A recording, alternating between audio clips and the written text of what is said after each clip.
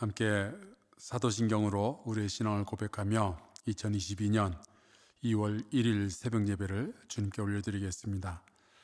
전능하사 전지를 만드신 하나님 아버지를 내가 믿사오며 그 외아들 우리 주 예수 그리스도를 믿사오니 이는 성령으로 잉태하사 동정녀 마리아에게 나시고 본디오 빌라도에게 고난을 받으사 십자가에 못 박혀 죽으시고 장사한 지 사흘 만에 죽은 자 가운데서 다시 살아나시며 하늘에 오르사 전능하신 하나님 우편에 앉아 계시다가 저리로서 산 자와 죽은 자를 심판하러 오시리라.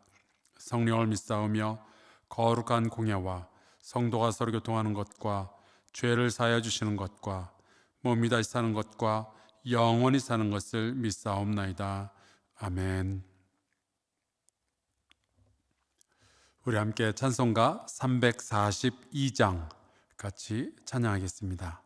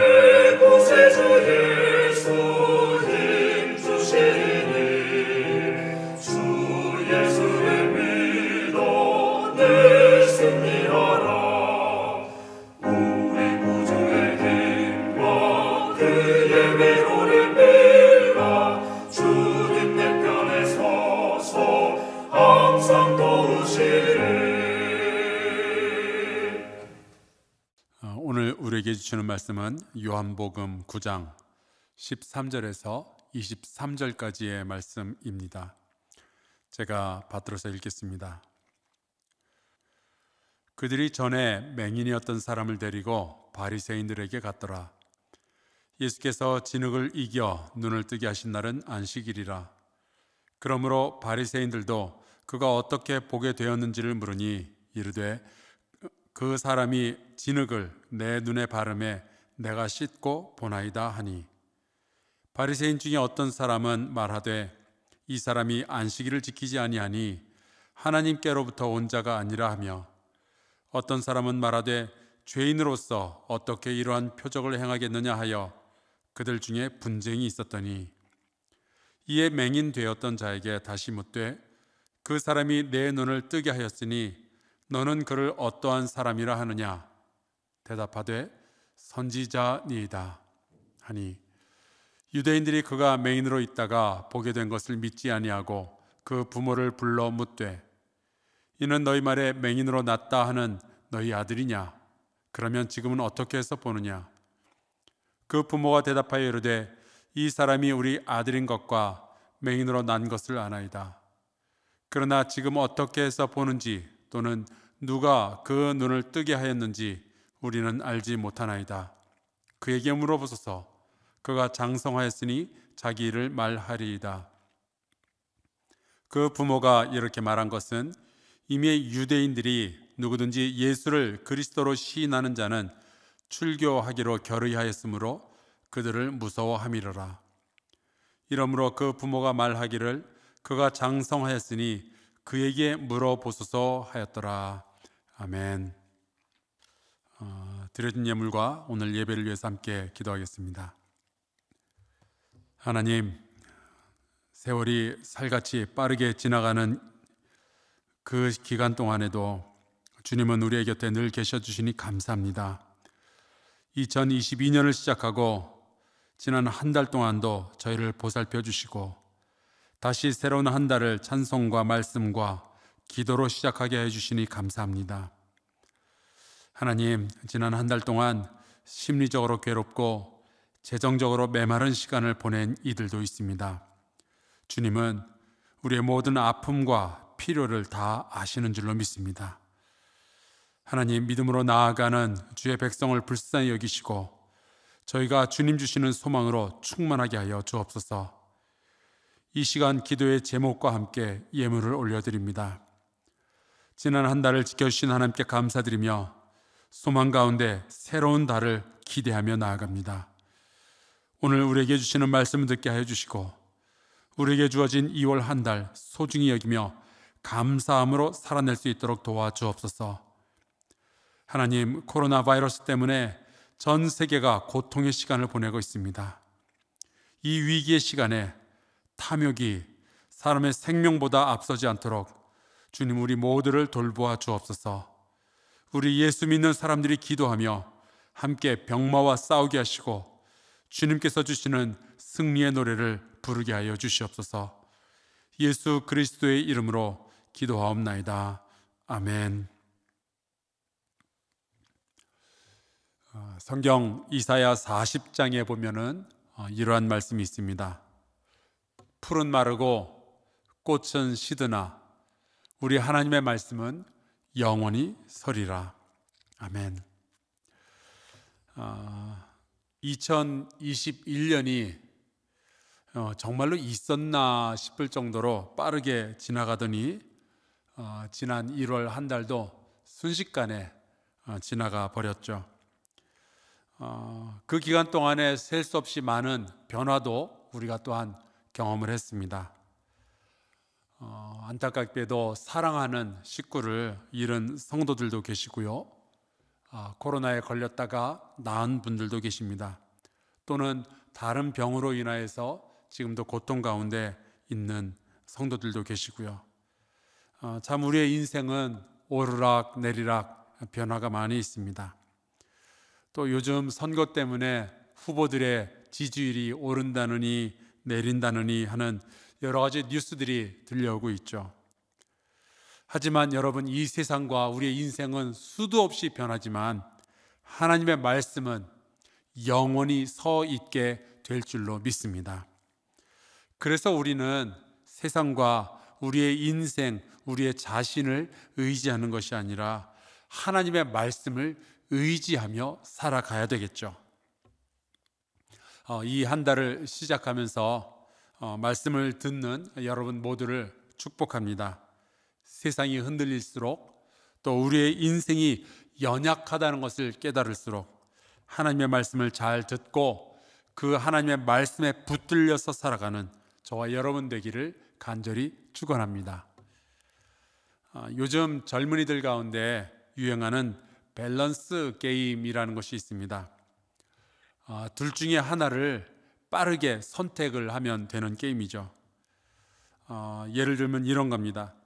100%의 확률로 1억을 받을 것인지 아니면은 50%의 확률로 50억을 받을 것인지 여러분은 어느 쪽을 선택하시겠어요? 저는 오늘 이 요한복음 9장의 말씀을 읽으면서 이런 생각을 해봤습니다. 우리의 육신의 눈이 보이지 않는 것과 영의 눈이 보이지 않는 것, 둘 가운데서 어떤 것이 더 나쁜 것일까?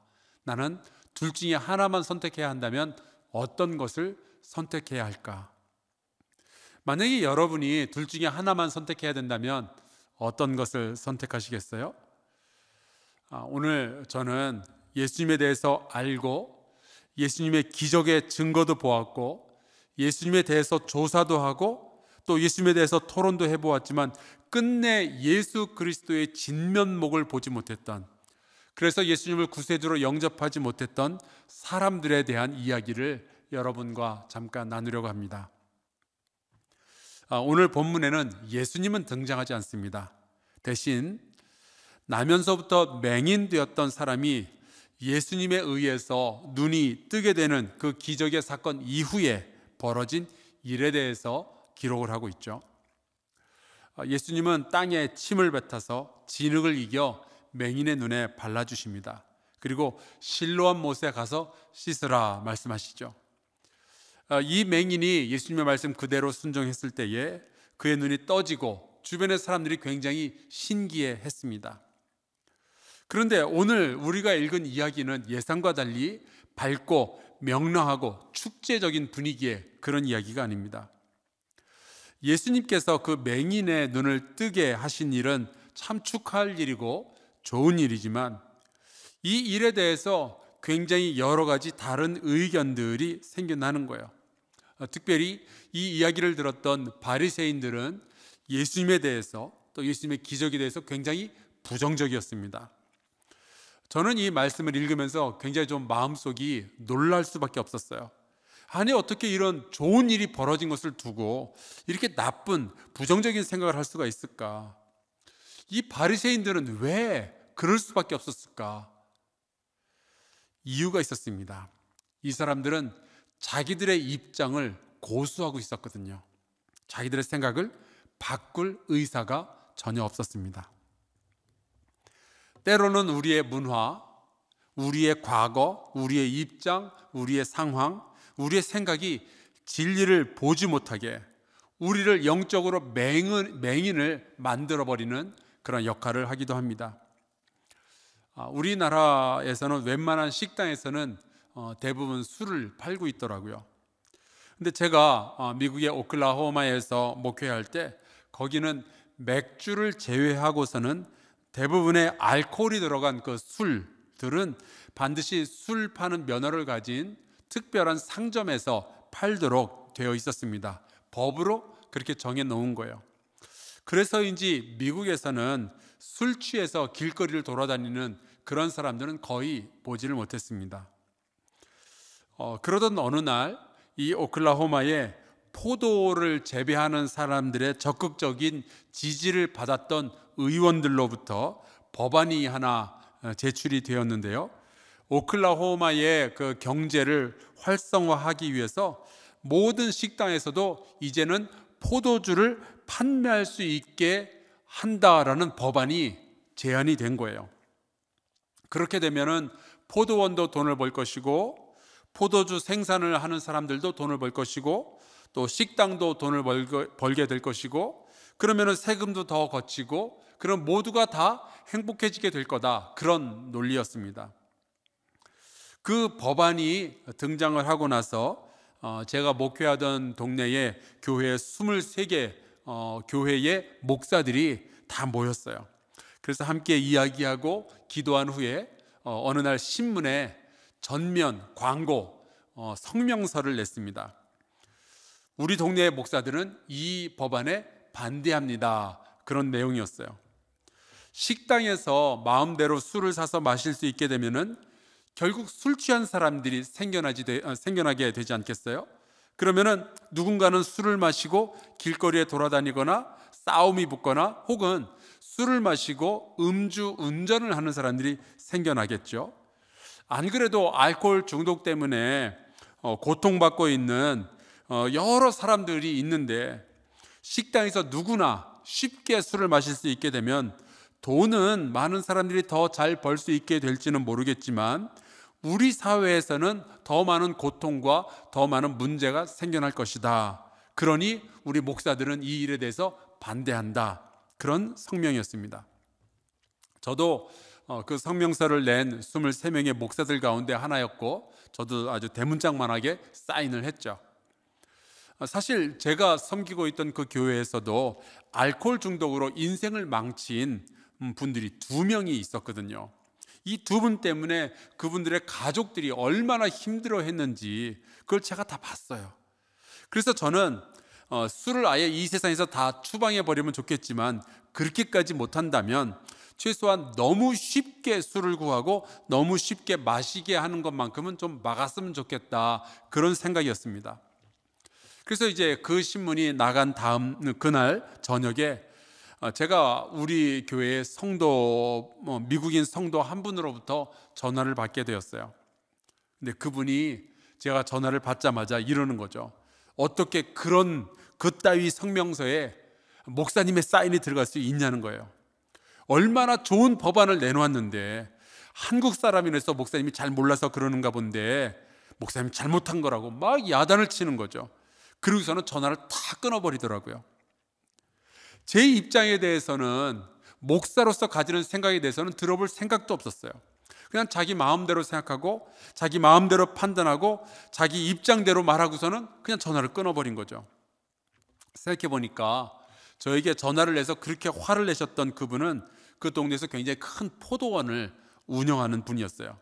그래서 이 법안만 제대로 통과가 되면은 자기가 큰 돈을 벌 수 있는데, 자기가 다니는 교회에 담임 목사가 반대 성명을 내니까 화가 났던 거죠. 그래서 왜 화를 내셨는지는 제가 이해가 되었어요. 근데 아쉽더라고요. 왜 나의 진정은 알아주질 않을까? 여러분, 누가 잘하고 누가 잘못한 것 같으세요? 예수님께서 나면서부터 맹인 사람을 고쳐주신 뒤에 이 사람의 인생이 새로워지기 시작합니다. 인생이 살아나고 그가 이제 행복하다는 것을 느끼게 되죠. 육신만 치유된 것이 아니었어요. 그동안 평생 동안 부모님의 죄 혹은 자기의 죄 때문에 자기가 맹인이 되어서 태어났다라는 이야기를 들었었는데, 이제 그의 눈이 띄어지고 나니까 마음의 상처와 그 열등감을 지니고 살았던 그 모든 것들이 이제 눈 녹듯이 다 내리고 없어지고, 이제 이 사람은 마음도 치유가 된 거예요. 예수님 덕분에 새로운 사람이 된 겁니다. 그 말은 이제 그의 인생도 새롭게 회복이 되었다라는 뜻이에요. 얼마나 좋은 일이에요. 그런데 바리새인들은 그 놀랍고도 기쁜 기적을 순수하게 자기들의 입장에서만 바라보게 됩니다. 그리고 그 기적 속에서 그들이 발견했던 것은 예수님의 능력이 아니었어요. 예수님께서 얼마나 위대한 분인지 이런 것이 아니었어요. 맹인의 치유? 관심 없었어요. 맹인의 인생이 새롭게 회복되었다? 그런 것도 관심 없었어요. 그들이 오로지 관심을 가졌던 것은 예수님께서 안식일을 어겼다는 사실이었습니다.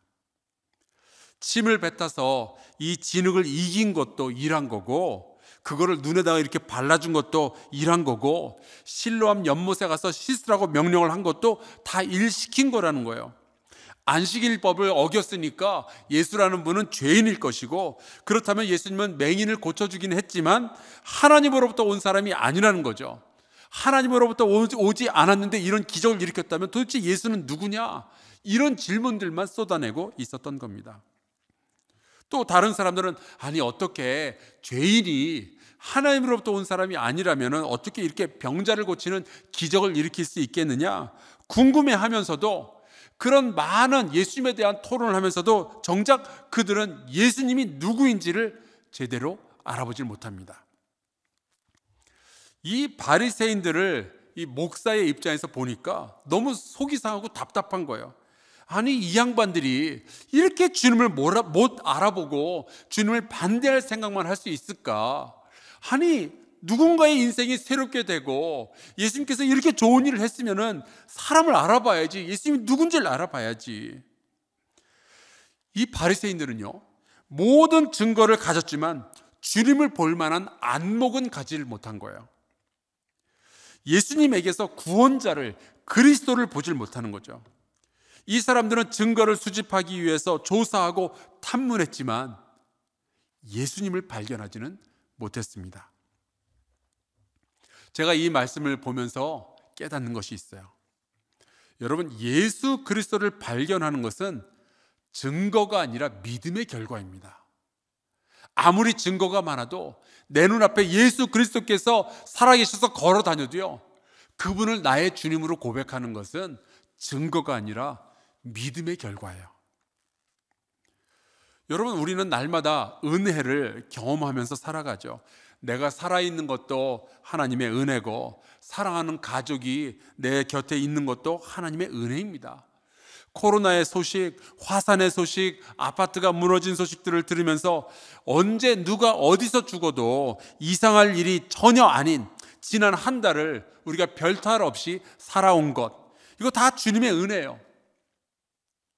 그런데 어떠한 사람들은 그 은혜를 경험하면서 주님 앞에 엎드려 감사합니다 고백하며 찬양을 드리는데, 어떤 사람들은 그 은혜 속에서 그렇게 잘 살았으면서도 감사보다는 불평이 더 많이 나올 수도 있죠. 그렇다면 그 사람들은요, 바리새인의 시각, 바리새인의 입장에서 모든 것들을 살펴보는 사람인 겁니다.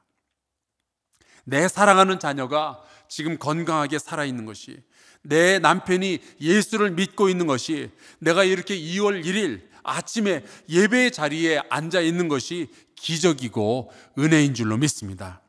해마다 설날이 찾아오면은 이렇게 사랑하는 친척들과 함께 만나서 인사를 나눌 수 있는 것도 기적이고 주님께서 우리에게 베풀어 주시는 은혜인 줄로 믿습니다.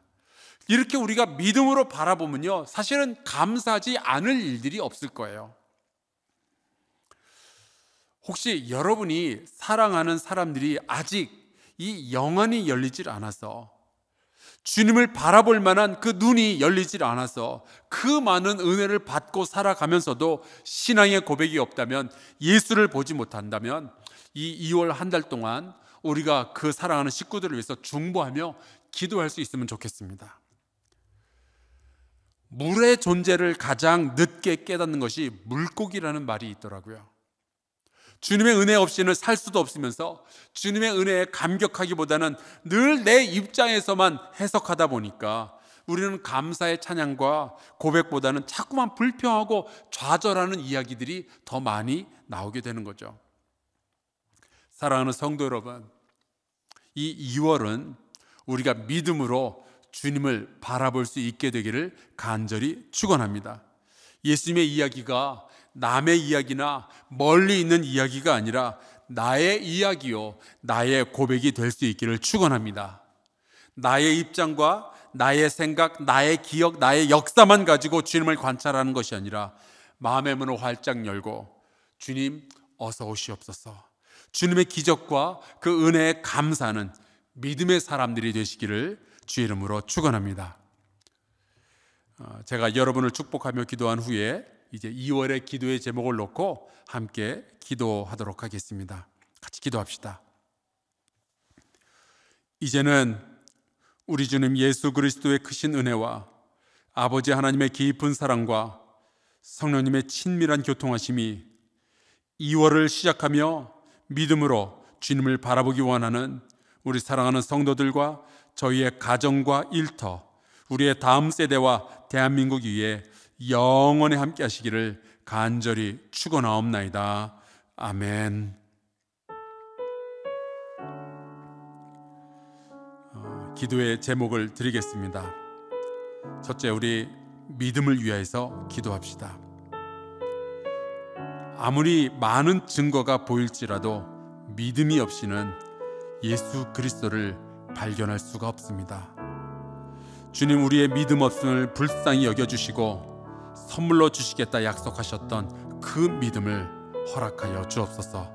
우리의 믿음이 더욱 성장하게 하여 주옵소서. 두 번째로, 아직 예수 믿지 않는 식구들을 위해서 기도합시다. 여러분의 부모님이든 배우자이든 혹은 자녀이든 예수 그리스도는 증거와 논리로 증명되는 것이 아니라 오직 믿음으로 받아들이게 되는 것입니다. 주님, 이들의 영적인 눈을 열어주시고 주님과 주님의 세계를 볼 능력을 허락하여 주옵소서. 세 번째, 이 나라를 위해서 기도합시다.